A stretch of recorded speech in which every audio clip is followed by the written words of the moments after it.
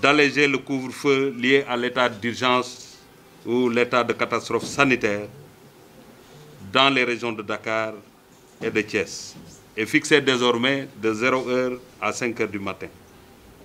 Nous le savons tous, les mesures prises dans le cadre de l'état de catastrophe sanitaire dictées par la prégnance de la deuxième vague de la pandémie du coronavirus visait à protéger la santé des populations, particulièrement dans les régions de Dakar et de Thiès, véritable foyer de l'infection de la Covid-19. C'est en conformité avec la décision du chef de l'État d'interdire les regroupements non indispensables que nous avions trouvé en parfaite intelligence avec le mouvement sportif un modus operandi pour organiser en huis clos et dans le respect strict des mesures barrières. Ces mesures constituaient une réaffirmation des engagements renouvelés du mouvement sportif national d'accompagner le président de la République dans la lutte contre la pandémie du coronavirus en étant à l'avant-garde des actions à mettre en œuvre. En effet, dès le début de la pandémie, le mouvement sportif s'est impliqué dans la sensibilisation pour le respect des mesures barrières en mobilisant une somme symbolique d'un peu plus de 50 millions pour contribuer à l'effort de guerre dans le cadre de la lutte contre la Covid-19. Mesdames et messieurs, rappelez-vous, le 1er octobre dernier, nous avions organisé à l'Arène nationale de lutte une journée de réflexion sur les conditions et les modalités de reprise des activités physiques et sportives dans notre pays dans le contexte de la Covid-19. Elle avait mobilisé plusieurs secteurs, notamment les ministères chargés de l'Intérieur et de la Santé, le Comité olympique sportif sénégalais, les fédérations, les groupements sportifs, l'Association nationale de la presse sportive, l'Association des maires du Sénégal, l'Association des médecins des sports, l'INSEPS, l'Université Gaston Berger de Saint-Louis. À l'issue des travaux, nous avions défini ensemble des mesures inédites, appropriées et adaptées au contexte et à l'enjeu. Un véritable laboratoire en matière de reprise et de relance des activités physiques et sportives en période de pandémie. Maintenant que M. le Président de la République a allégé le couvre-feu, ramené désormais de minuit à 5 heures, et pris la décision de lever l'état de catastrophe sanitaire à partir du 19 mars prochain, les conditions sont réunies pour une reprise des activités sportives suivant d'autres modalités à définir et à arrêter.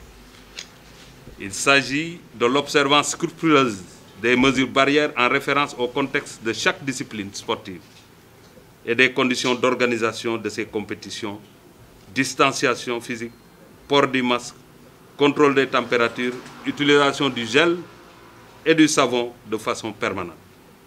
De prendre toutes mesures permettant d'éviter la propagation de la maladie dans les lieux de compétition. Enfin, de prendre les mesures nécessaires en accord avec les commissions et les services de sécurité et de santé pour permettre et faciliter le retour du public aux lieux de compétition. Cette mesure importante et nouvelle, dans le contexte de la Covid-19, nécessite la prise en compte de façon combinée de la capacité d'accueil des infrastructures sportives et des modalités de respect des mesures barrières. Ces dernières dispositions sont établies de façon individuelle, par discipline, et nécessitent pour leur mise en œuvre une décision du ministère chargé des sports. Je rappelle qu'un arrêté sera pris pour fixer la date de reprise des compétitions sportives sur toute l'étendue du territoire. Quand on parle de reprise, parce qu'il y a le huis clos qui fonctionne, le retour du public, et les exemples sont là, il faut tout simplement, dans chaque stade ou dans chaque infrastructure sportive, que la distanciation soit respectée. Donc, c'est diviser la capacité au minimum par deux. Eu égard au contexte né des événements survenus dans notre pays, le triptyque éducation, formation et professionnelle, activités sportives, devrait pouvoir s'exprimer avec plus de tonalité et de pertinence pour s'ériger un modèle d'intégration réussi des dimensions éducatives, du sport et l'insertion des jeunes dans une vie professionnelle. Une réflexion sera engagée dans ce sens en étroite collaboration avec le comité olympique et tous les partenaires concernés dans les meilleurs délais pour explorer le potentiel qui existe à ce niveau.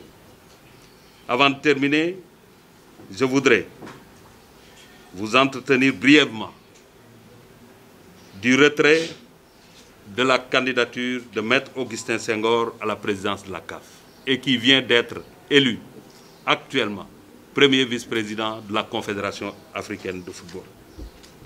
En effet, pour promouvoir la candidature de Maître Augustin Senghor, le président de la République a déployé d'immenses moyens diplomatiques pour envoyer le ministre des Sports et le ministre de l'Urbanisme qui ont sillonné l'Afrique, qui ont contacté l'ensemble des acteurs du monde du football africain.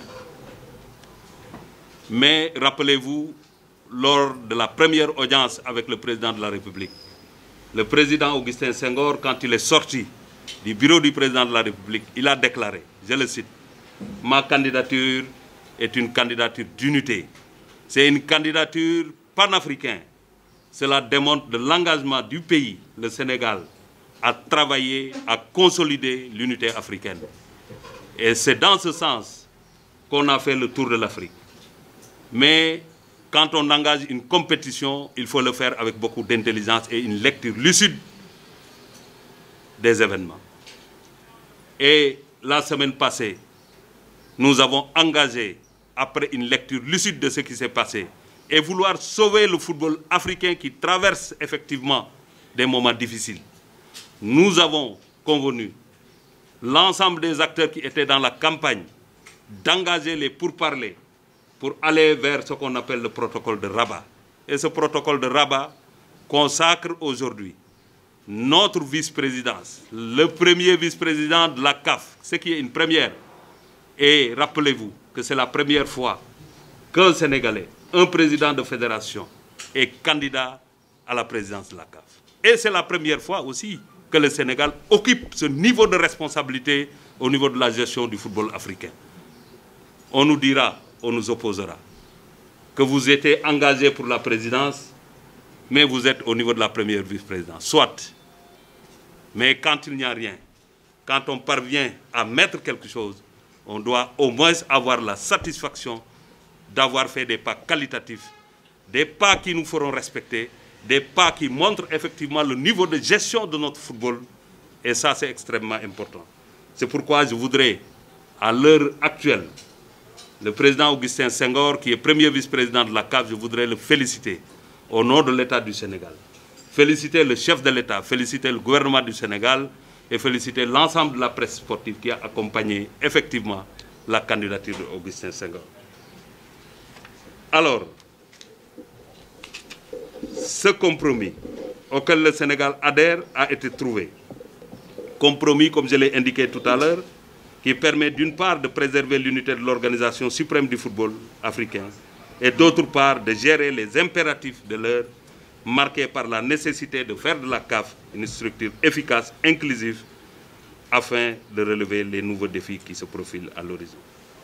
L'élection de Maître Augustin Senghor en qualité de premier vice-président de la CAF constitue assurément un niveau de responsabilité jamais atteint par notre pays dans les instances faîtières du football africain. Je voudrais, pour terminer, saluer l'engagement de l'ensemble du mouvement sportif et du mouvement associatif du Sénégal. Voilà plus d'un an, nous avons accompagné l'État en tant que sportif. Nous avons compris les grandes décisions prises par l'État pour contrer cette pandémie et la combattre. Nous avons adhéré en acceptant d'arrêter toutes les compétitions. Mais nous étions là dans la sensibilisation et nous restons dans cette sensibilisation pour que tous les Sénégalais puissent respecter effectivement les gestes barrières. Seule arme avant la vaccination pour combattre la pandémie. Aujourd'hui, il y a la vaccination, c'est pourquoi j'invite tout le monde à aller vers les centres pour pouvoir, surtout la presse sportive, vous avez besoin d'être sécurisé et immunisé parce que nous tenons à ce que vous soyez sains et saufs pour pouvoir relayer les informations, mais aussi informer juste et vrai. C'est une occasion de saluer le travail que vous êtes en train de faire, mais féliciter encore une fois le mouvement sportif sénégalais, le mouvement sportif, le mouvement associatif. Tout le monde a participé. Et je prends pour exemple ce que le monde de la lutte a fait. Le monde de la lutte a été le premier secteur à avoir participé à cet engagement, en mettant à disposition des gels. C'est le monde qui a été touché le premier, parce que la décision a été prise un samedi et le dimanche, il y avait un combat de lutte. Mais tout le monde était d'accord pour arrêter toute manifestation sportive. Mais au-delà de ça, c'est des porteurs de voix qui ont sensibilisé. Et aujourd'hui, au-delà de la sensibilisation et de la participation financière, ils étaient là à lancer un appel à la paix. Et ça, c'est extrêmement important. C'est l'occasion de tirer un chapeau à l'ensemble du mouvement sportif et du mouvement associatif sénégalais. Donc voilà, mesdames et messieurs, ce que je voudrais vous dire.